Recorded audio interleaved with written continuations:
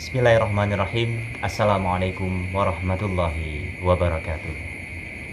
Bersyukur kepada Allah, bersalawat kepada baginda Rasul Nabi besar Muhammad sallallahu alaihi wasallam.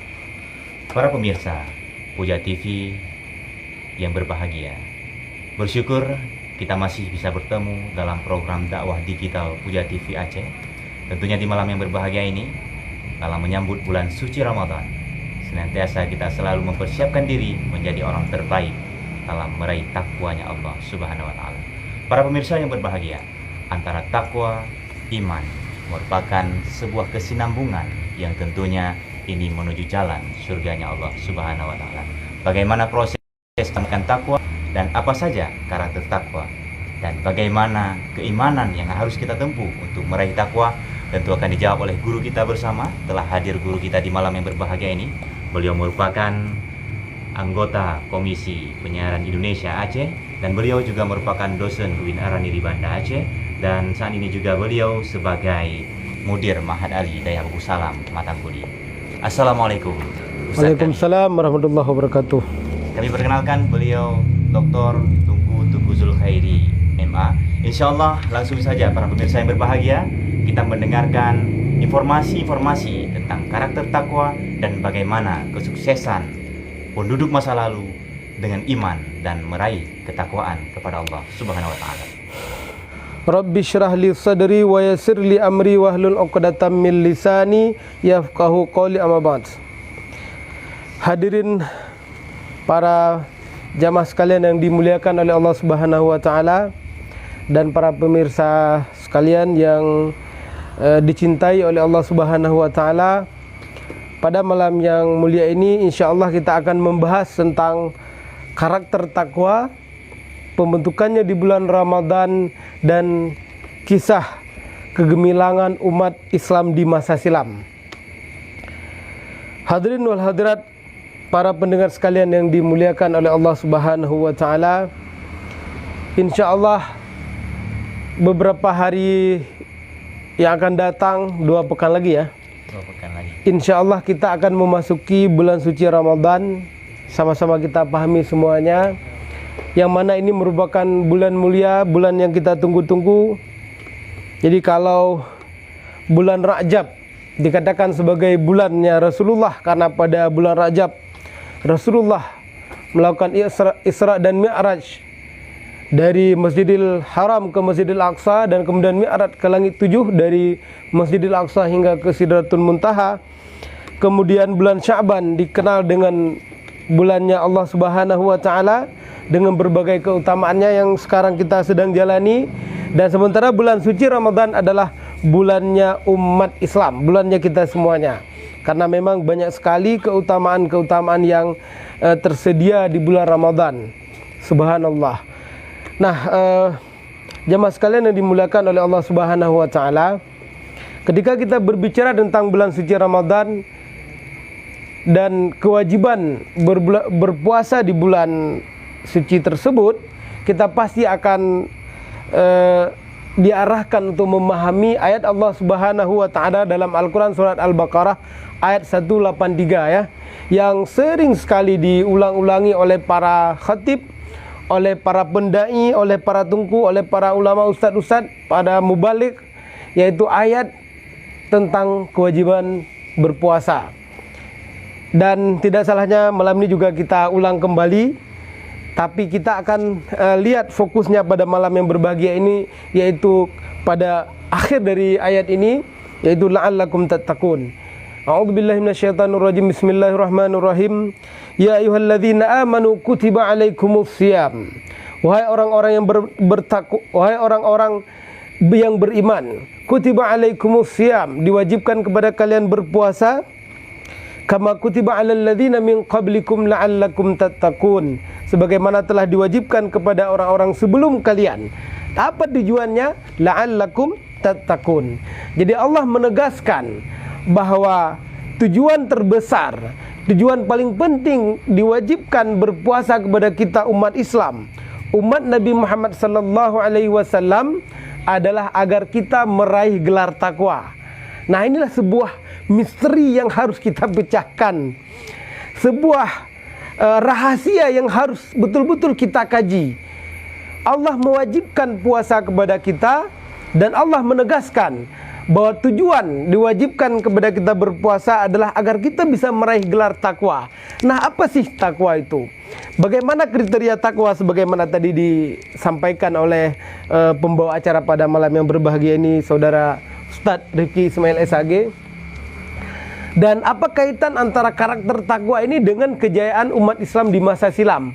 Subhanallah, ternyata memang karakter takwa ini terkait sekali dengan sejarah kegemilangan umat Islam.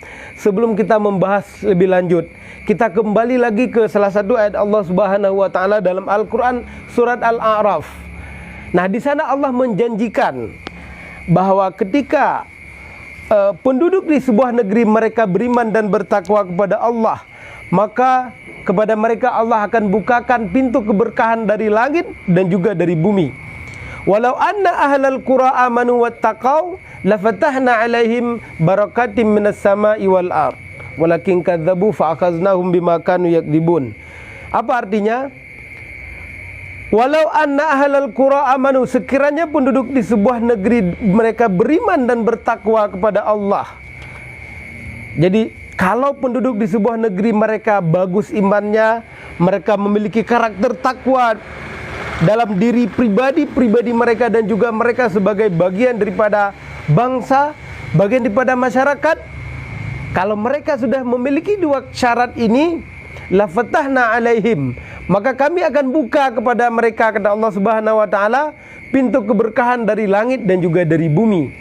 Jadi kalau penduduk di sebuah negeri mereka beriman dan bertakwa, Allah janjikan kepada mereka pintu keberkahan dari langit dan juga dari bumi. Artinya bahwa ketika kita beriman dan bertakwa, yang mana takwa ini adalah konsekuensi dari iman, yang dalam kurung ketika kita berbicara tentang iman dan ketika kita berbicara tentang akidah, tentang takwa, maka esensinya adalah kita mengamalkan ajaran Islam ini. Nah, ketika kita berbicara tentang iman, tentang takwa, maka intinya adalah bagaimana kita memiliki keyakinan yang kokoh dan juga sekaligus mengamalkan setiap bagian daripada ajaran-ajaran Islam yang sudah diajarkan kepada kita sebagai umat Islam. Nah, kalau umat Islam mau beriman dan bertakwa, maka Allah akan buka kepada mereka pintu keberkahan dari langit dan juga dari bumi. Kita sering berdoa, ya Allah, semoga umurku berkah, semoga ilmu saya berkah. Kita kalau jumpa kawan, misalnya ketika ada kawan yang wisuda, pasti kita akan bilang, semoga berkah ya ilmunya, semoga berkah ya rezekinya, semoga berkah ini berkah itu. Pokoknya berkah itu adalah sesuatu yang sangat kita idam-idamkan, sangat dinantikan oleh seorang muslim. Kenapa? Karena memang berkah ini adalah sebuah tatanan nilai yang ideal. Ketika umur kita diberkahi oleh Allah, itu akan menjadi umur yang bermanfaat. Ketika ilmu kita diberkahi oleh Allah Subhanahu wa taala, maka itu akan menjadi ilmu yang bermanfaat bagi dia dan juga bagi orang lain, dunia dan juga akhirat. Ketika rezeki seseorang berkah, rezeki kita berkah, maka rezeki ini akan bermanfaat bagi kita di dunia dan di akhirat. Jadi berkah itu adalah sebuah nilai-nilai yang ideal dalam perspektif Islam. Sebuah nilai-nilai, standar nilai yang harus kita raih sebagai muslim. Nah, jadi kalau kita baca karya-karya para ulama, berkah itu kalau misalnya pada rezeki, dia duduk pada rezeki, maka rezeki itu tidak akan berkurang. Jadi penduduk sebuah negeri kalau rezeki mereka sudah diberkahi oleh Allah, maka mereka tidak akan takut kelaparan. Pasti rezeki mereka akan terus ditambahkan oleh Allah Subhanahu wa taala, enggak akan berkurang. Kalau ilmu mereka berkah, maka ilmu tersebut akan memberi manfaat kepada dia dunia dan akhirat. Nah, para pendengar sekalian yang dimuliakan oleh Allah Subhanahu wa taala, yang mau saya sampaikan adalah dari ayat yang tertera dalam Al-Qur'an surat Al-A'raf tadi, Allah memberikan penegasan bahwa kalau penduduk di sebuah negeri mereka sudah berhasil menjadi orang-orang yang beriman dan bertakwa, maka janji Allah kepada mereka yaitu diberikan keberkahan. Oleh sebab itu, bagaimana umat Islam keras meraih gelar takwa? Agar apa? agar salah satunya yaitu diberikan keberkahan kepada mereka oleh Allah Subhanahu wa taala. Jadi berkah adalah tujuan, ya kan? Nah, sementara bagaimana cara kita meraih keberkahan? Antara lain yaitu dengan kita memperkuat karakter pribadi dan juga masyarakat kita. Nah, bagaimana agar kita bisa gelar takwa? Antara lain yaitu dalam ayat yang awal kita baca tadi, yaitu tentang kewajiban berpuasa, yaitu dengan cara kita melakukan puasa Ramadan. Kata Allah Subhanahu wa taala dalam Al-Qur'an surah Al-Baqarah tadi ayat 183, la'allakum tattaqun. Memang dijadikan sebagai sebuah ibadah yang dengan ibadah itu memungkinkan kita meraih gelar takwa. Puasa Ramadan adalah paket ibadah tahunan yang sangat praktis kalau seorang umat Islam, kalau seseorang muslim, dia ingin meraih gelar takwa. Kalau meraih gelar takwa, maka jalani semua prosesi-prosesi ibadah, rutinitas ritual ibadah yang ada di bulan Ramadan yang ditekankan untuk dilakukan oleh ajaran Islam.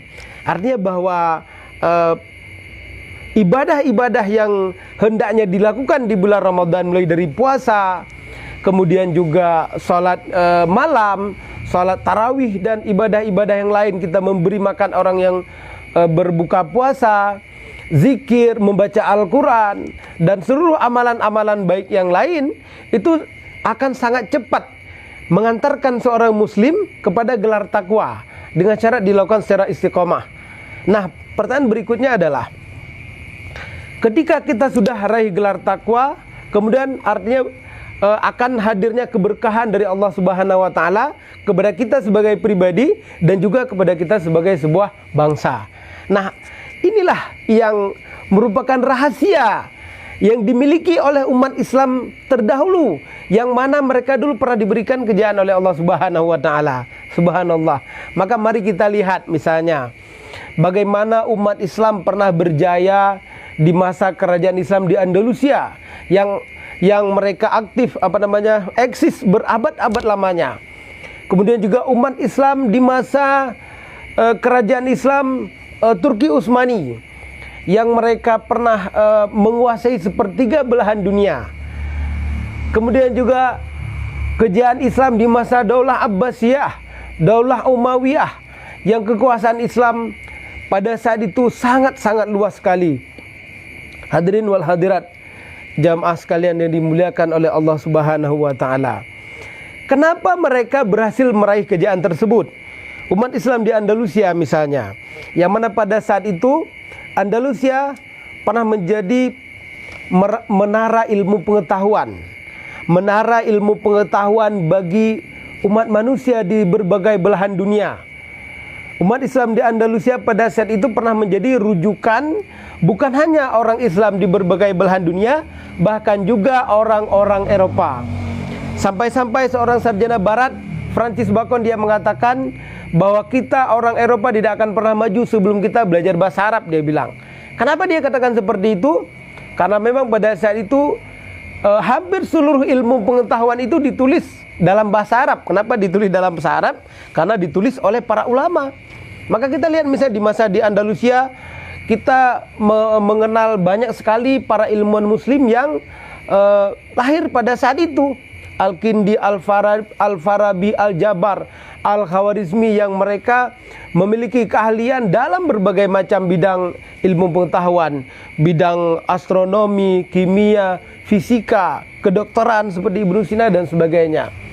Jadi mereka betul-betul menjadi menara bagi ilmu pengetahuan. Bahkan kalau kemudian Eropa menjadi berjaya, Eropa kemudian menjadi bergerak ke masa Renaissance, masa pencerahan, masa kebangkitan kembali mereka, itu tidak lain adalah karena jasa yang diberikan oleh umat Islam.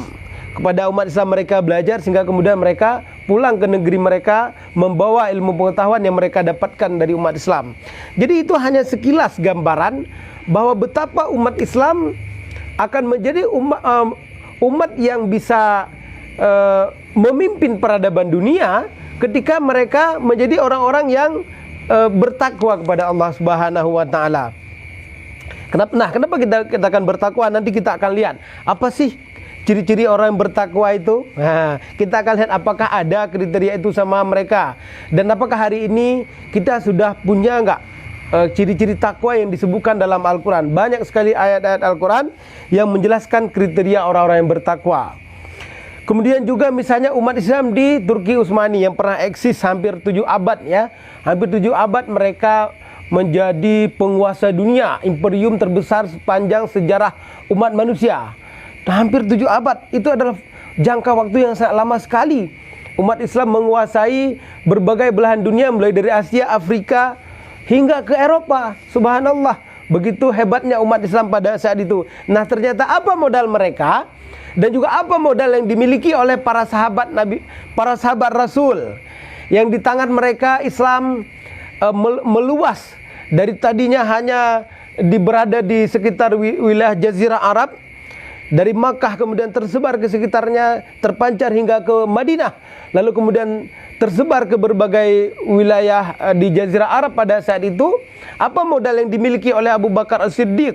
Apa modal yang dimiliki oleh Umar bin Khattab? Apa modal yang dimiliki oleh Utsman bin Affan?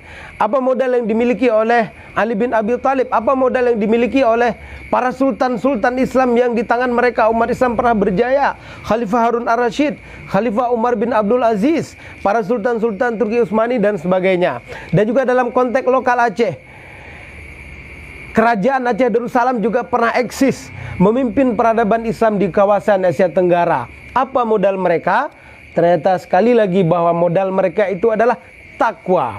Mereka adalah orang-orang yang memakai pakaian ketakwaan dalam mereka memimpin rakyatnya dan juga pada diri masing-masing rakyatnya.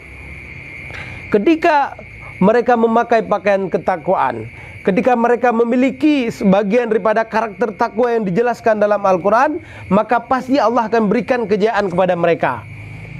Nah, oleh sebab itu ketika Allah Subhanahu wa taala meminta kepada kita untuk berpuasa di bulan Ramadan, sebenarnya ini adalah arahan dari Allah agar kita sebagai umat Islam dapat meraih kejayaan. Kejayaan di dunia dan juga kejayaan di akhirat. Nggak mungkin hanya akhirat saja, tapi juga dunia. Jadi kenapa kita perlu berpuasa? Agar kita bisa meraih gelar takwa. Kenapa kita perlu meraih gelar takwa? Karena dengan takwa ini kita sebagai pribadi dan juga kita sebagai sebuah bangsa akan menjadi orang-orang yang diberkahi oleh Allah Subhanahu wa taala. Dan ketika kita diberkahi, pada saat itu kehidupan kita akan penuh dengan keridhaan Allah Subhanahu wa taala.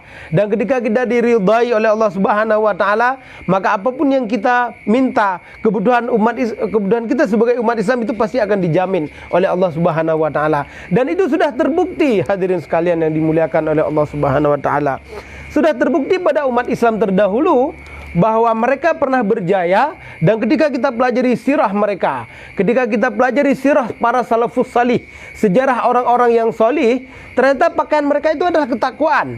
Kebiasaan hidup mereka itu penuh dengan kriteria takwa dalam berbagai aspek kehidupan mereka. Nah, sekarang apa sih kriteria takwa itu? Nah, mari kita lihat, ternyata banyak sekali ayat-ayat dalam Al-Quran yang berbicara tentang ketakwaan, yang berbicara tentang kriteria takwa. Nah, tadi kan di awal kita sudah berbicara bahwa tujuan kita berpuasa adalah agar kita meraih gelar takwa. Yang dengan takwa ini menjadi kunci bagi kita untuk meraih kejayaan di dunia dan juga di akhirat. Nah, kalau di akhirat nanti ada lagi dalam Al-Quran surah Az-Zumar, orang-orang yang bertakwa nanti akan dipanggil oleh Allah Subhanahu wa taala untuk masuk ke dalam surganya. Jadi kalau di akhirat, orang-orang yang berhasil meraih gelar takwa akan dipersilahkan oleh Allah untuk masuk ke dalam surga di akhirat. Dan di dunia kita sudah melihat bukti sejarah pada umat Islam terdahulu, ya kan, yang selalu bisa dibuktikan. Nah, hadirin sekalian yang dimuliakan oleh Allah Subhanahu wa taala, kita sudah berpuasa dari tahun ke tahun ya. Kalau hari ini umur kita 35 tahun, Berarti kalau kita sudah mulai berpuasa sejak umur 8 tahun, berarti kira-kira kita sudah berpuasa sekitar 27 kali Ramadan ya. Dan pedungga puasa kah kira-kira? Pedungga puasa kah? Dari balik Ya. sekitaran 6 Sudah 6 kali ya, sejak balik sudah 6 kali ya. Berarti sekarang kita lihat ya, mungkin dan juga saya sebagai pribadi ya, kita lihat apakah setelah kita berpuasa dari tahun ke tahun, sudahkah kita menjadi orang-orang yang bertakwa, ya kan? Kita bisa ukur diri kita masing-masing. Kita jangan ukur orang lain kan, tapi kita ukur diri kita masing-masing, dan jangan pernah kita merasa diri kita sudah sempurna, sudah hebat, sudah menjadi orang-orang yang mulia di sisi Allah. Jadi jangan ada perasaan seperti itu, karena Allah meminta kita wala tuzakku anfusakum, janganlah kalian merasa diri kalian suci. Kita dilarang untuk sok suci lah gitu kan, dilarang untuk merasa sudah hebat, karena memang kita semuanya adalah hamba Allah yang tidak pernah bisa luput dan terlepas daripada dosa-dosa. Nah, para jemaah sekalian yang dimuliakan oleh Allah Subhanahu wa taala, kalau kita melihat menyisir Al-Quran mulai dari halaman pertama sampai akhir, kita akan banyak menemukan kriteria-kriteria takwa yang dengan kriteria ini kita dapat mengukur diri kita masing-masing, menyenter diri kita masing-masing, apakah sudah ada kriteria itu pada diri kita semuanya. Nah, mari kita lihat dalam Al-Quran surah Al-Baqarah mulai dari ayat 1. A'udzubillahi minasyaitonirrajim. Bismillahirrahmanirrahim. Alif lam mim. Dzalikal kitabu la raiba fihi hudal lil muttaqin. Dzalikal kitabu la raiba fihi. Demikianlah Al-Qur'an la raiba fihi, yang tidak ada keraguan padanya. Hudal lil muttaqin, petunjuk bagi orang-orang yang bertakwa, kata Allah Subhanahu wa taala. Jadi Al-Qur'an adalah petunjuk bagi orang-orang yang bertakwa. Nah, siapakah orang yang bertakwa itu? Di ayat berikutnya dijelaskan oleh Allah Subhanahu wa taala. Bagaimana bunyi ayatnya? Alladzina yu'minuna bil ghaib. Nah, ternyata kriteria takwa yang pertama adalah alladzina yu'minuna bil ghaib. Apa itu? Alladzina yu'minuna bil ghaib, yaitu orang-orang yang dia beriman kepada yang gaib. Kalau hari ini kita sudah beriman kepada yang gaib, nah itu berarti insya Allah sudah ada satu dulu. Nah, tapi jangan bangga dulu, masih banyak yang lain. Jadi kalau kita sudah beriman kepada yang gaib, insya Allah kita sudah masuk dulu sedikit.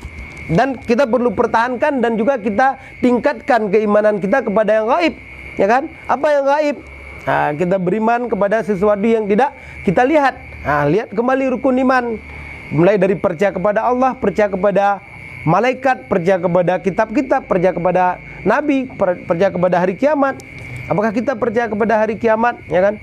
Apakah kita percaya kepada para malaikat yang mereka tidak kita lihat, surga dan neraka tidak kita lihat? Apakah kita tetap percaya padahal itu tidak kita lihat? Nah, hari ini kalau kita perhatikan, seolah ini persoalan yang remeh-temeh, seolah tidak ada masalah. Tapi ternyata di lapangan banyak orang-orang yang dia tidak percaya kepada hari kiamat. Banyak orang-orang yang tidak percaya kepada adanya surga dan neraka. Jadi para jemaah sekalian yang dimuliakan oleh Allah Subhanahu wa taala, ketika Allah menegaskan bahwa kriteria orang yang bertakwa yang pertama adalah orang-orang yang beriman kepada yang gaib, itu karena memang manusia selalu akan digoda untuk tidak percaya kepada yang gaib ini. Nah, jadi kita bersyukur kepada Allah Subhanahu wa taala ketika kita masih dipilih oleh Allah Subhanahu wa taala sebagai bagian daripada hamba-hambanya yang beriman kepada yang gaib. Nah, jadi kita pertahankan keimanan kita, dan dari iman kita kepada yang gaib ini sudah semestinya nanti harus menjadi energi untuk menuju perubahan. Bahwa ketika kita percaya kepada malaikat, maka tentu kita harus paham apa tugas-tugas malaikat dan apa yang terkait dengan kita sebagai pribadi. Yang kedua, alladzina yu'minuna bil ghaib wa yuqimunas shalah. Ya kan? Betul enggak? Ya. Betul ya? Wa yuqimunas shalah. Kriteria takwa yang kedua adalah yuqimunas shalah. Orang-orang yang dia mendirikan salat, menegakkan salat. Jadi, kalau hari ini kita sudah melakukan salat, baik salat yang wajib apalagi kita juga mau melakukan salat sunat, insya Allah sudah ada sedikit. Walaupun nanti kita harus lihat lagi. Nah, kalau hari ini ternyata kita belum menjadi hamba Allah yang rajin sholat, itu berarti masih jauh. Ya kan? Bahkan Rasulullah mengatakan, al-farqu bainal muslim wal kafir tarkus sholah. Yang membedakan antara seorang muslim dan kafir adalah dia meninggalkan sholat. Dan dalam hadis yang lain, Rasulullah juga mengingatkan kita, as-salatu imaduddin. Sholat adalah tiang agama. Siapa yang mendirikan sholat, maka dia mendirikan agama. Dan siapa yang meninggalkan sholat, maka dia meruntuhkan agamanya. Jadi para jamaah sekalian yang dimuliakan oleh Allah Subhanahu wa taala, kriteria takwa yang kedua adalah mendirikan sholat. Kalau kita tidak melakukan sholat, itu berarti masih jauh kriteria takwa itu dalam diri kita masing-masing. Nah, sekarang mari kita lihat masyarakat kita, ya kan? Ketika kita misalnya mau mengaitkan antara konteks hari ini dengan kisah kejayaan umat masa silam, apakah hari ini jumlah orang yang sholat di Aceh lebih banyak daripada orang yang tidak sholat? Pada faktanya di lapangan kita akan melihat sebuah pemandangan yang sangat ironis sekali. Ternyata orang-orang yang ke masjid dibandingkan yang nggak ke masjid, lebih banyak yang tidak ke masjid. Lihat saja di waktu subuh misalnya, berapa banyak masyarakat dan berapa banyak diantaranya yang ada lakukan sholat subuh, dan juga di waktu sholat yang lain.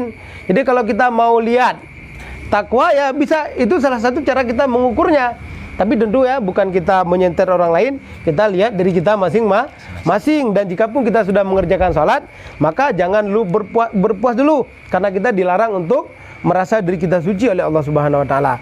Jadi kriteria takwa yang kedua dalam ayat ini adalah melakukan sholat. Maka kita sebagai orang tua, hadirin sekalian yang dimuliakan oleh Allah, jaga diri kita, jaga orang-orang yang menjadi bagian pada tanggung jawab kita, istri kita, anak kita, bagaimana agar mereka menjadi hamba Allah yang senantiasa sholat. Bahkan Nabi Ibrahim itu, beliau itu berdoa kepada anak-anaknya agar mereka senantiasa melakukan sholat. Apa doanya? Rabbi ja'alni muqimas sholati wa min dzurriyyati Rabbana wa taqabbal du'a. Itu kenapa Nabi Ibrahim berdoa seperti itu? Karena Nabi Ibrahim sangat takut jika sekiranya anak dan cucunya itu menjadi generasi yang tidak mau melakukan sholat. Karena betapa pentingnya sholat ini bagi seorang muslim, sebagaimana ditegaskan oleh Rasulullah yang saya sampaikan tadi, bahwa sholat itu adalah tiang agama. Jadi kalau kita mau mengukur apakah puasa Ramadan yang kita kerjakan bertahun-tahun, yang mana dari puasa Ramadan ini Allah janjikan kriteria takwa bagi orang-orang yang betul-betul mengerjakan puasa, maka kita lihat apakah sudah sholatnya sudah istiqomah gitu kan? Apakah sholatnya sudah mulazim, sudah konsisten? Nah, kalau masih tinggal-tinggal, itu berarti puasa yang kita kerjakan itu masih bermasalah. Masih gagal kita meraih gelar takwa yang dijanjikan oleh Allah di akhir dari ayat perintah berpuasa Ramadan, la'allakum tattaqun. Tapi ketika kita melihat penggunaan kalimat la'alla, apa faedah la'alla Gori? La'alla apa faedahnya? Apa faedahnya gue sir? La'alla berfaedah taraji, artinya sebuah pengharapan yang dia memungkinkan diraih. Taraji berasal daripada kata-kata roja, harap, ya kan? Tapi itu adalah harapan yang memungkinkan diraih oleh seorang muslim. Bahwa takwa itu memungkinkan diraih oleh seorang muslim bagi muslim yang mampunya. Artinya bahwa kalau kita berjuang keras untuk meraih gelar takwa, itu sesuatu yang bisa, insya Allah, ya kan? Kalau kita betul-betul serius, termasuk dengan memaksimalkan setiap potensi amal ibadah yang ada di Ramadan. Nah, para pendengar sekalian yang dimuliakan oleh Allah Subhanahu wa taala, kriteria takwa yang ketiga adalah pada ayat berikutnya, wa yuqimunas shalah wa mimma razaqnahum yunfiqun. Orang yang bertakwa yang ketiga adalah mereka yang senantiasa mau menginfakkan rezeki yang ada pada mereka, yang Allah berikan kepada mereka, diinfakkan kepada orang lain. Jadi orang yang bertakwa itu adalah orang yang rajin berinfak. Ulama mengatakan infak di sini baik dia statusnya zakat yang wajib maupun yang sunat. Jadi artinya dia mengeluarkan hartanya, baik ketika dia keluarkan status wakaf, status zakat, status infak, sedekah atau hibah dan sebagainya.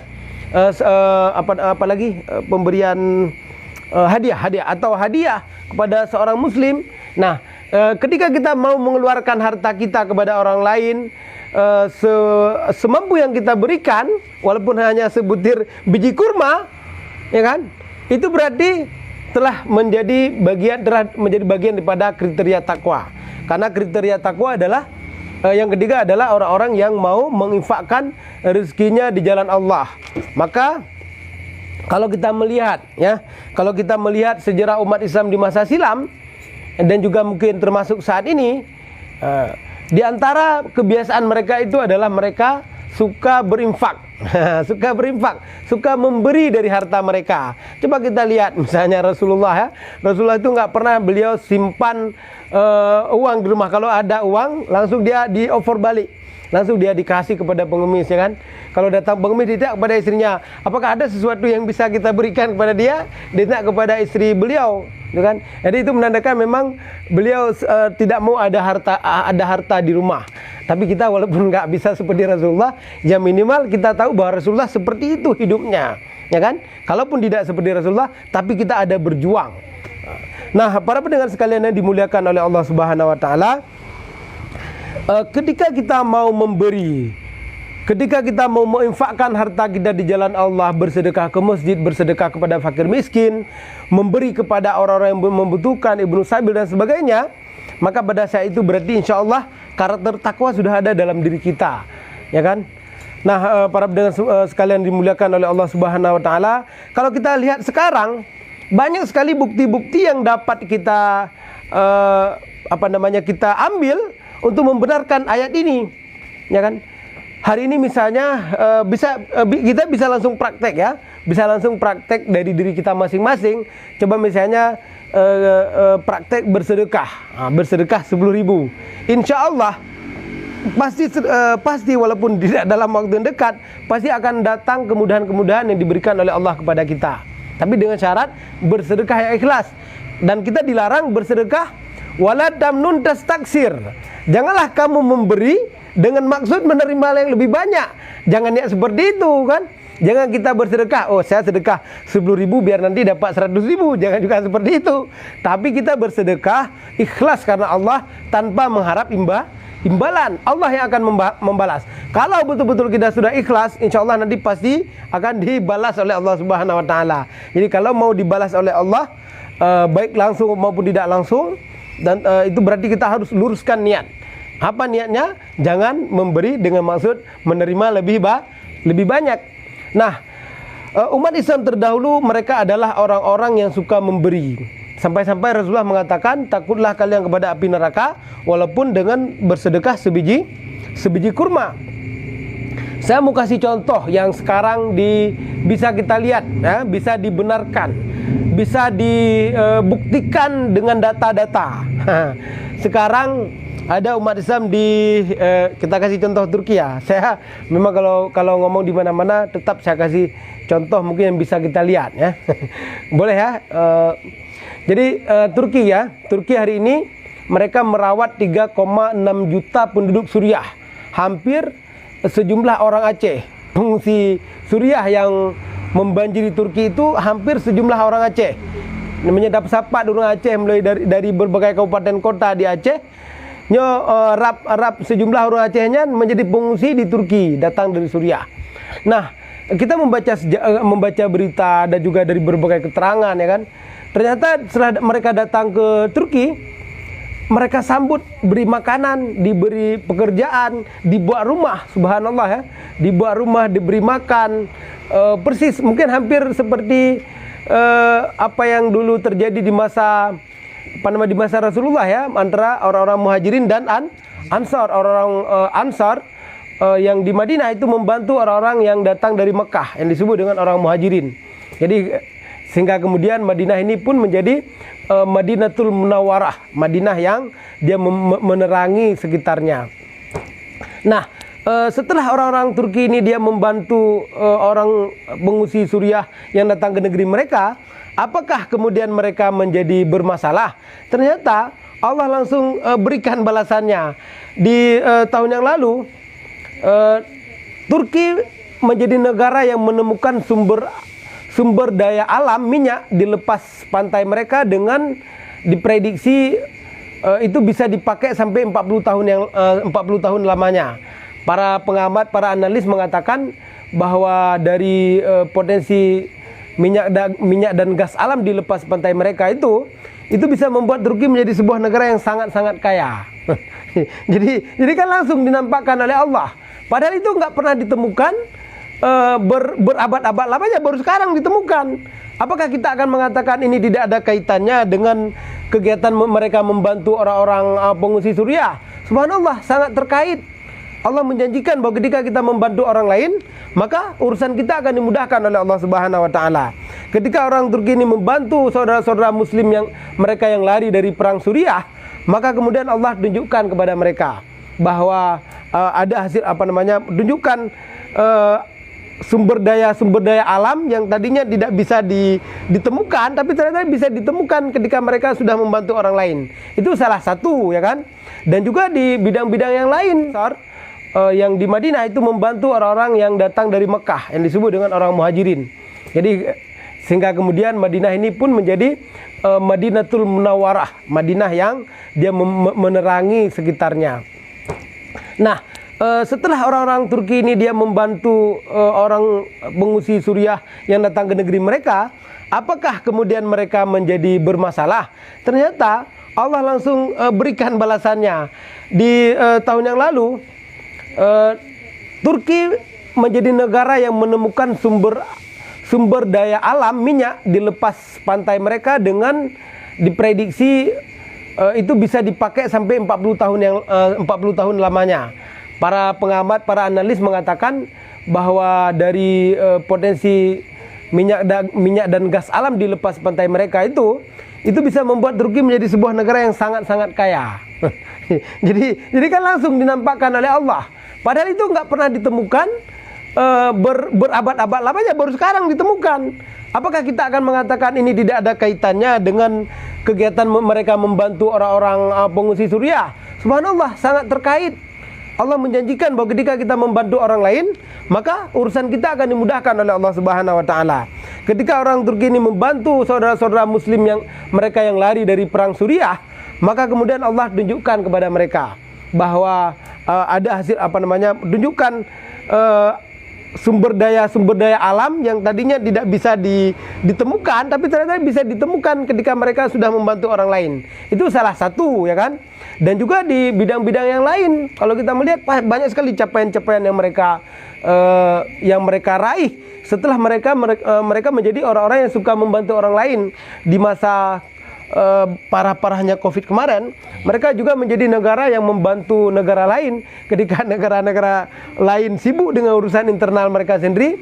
Mereka menjadi negara yang justru membantu negara lain. Hampir 80 negara dikirim bantuan-bantuan mereka. Juga kita lihat misalnya ketika kemarin kebakaran di Bangladesh, ya, di pemukiman Muslim Rohingya, itu mereka menjadi negara yang terdepan membantu, mulai dari makanan sehari 2 kali dikasih. Bayangkan berapa banyak pengungsi Rohingya yang lari ke Bangladesh. Sehari semalam 2 kali makan dikasih. Mungkin nggak tahu saya kenapa nggak 3 kali. Mungkin memang makannya 2 kali di sana, ya. Tapi saya baca berita kemarin, mereka siap menyuplai makanan sehari 2 kali. Bayangkan, ya, sebegitu banyak orang tapi mau dibantu. Nah, apa yang terjadi? Ternyata di dalam bidang pendidikan mereka menjadi sudah majulah, ya, sedikit ketimbang dulu.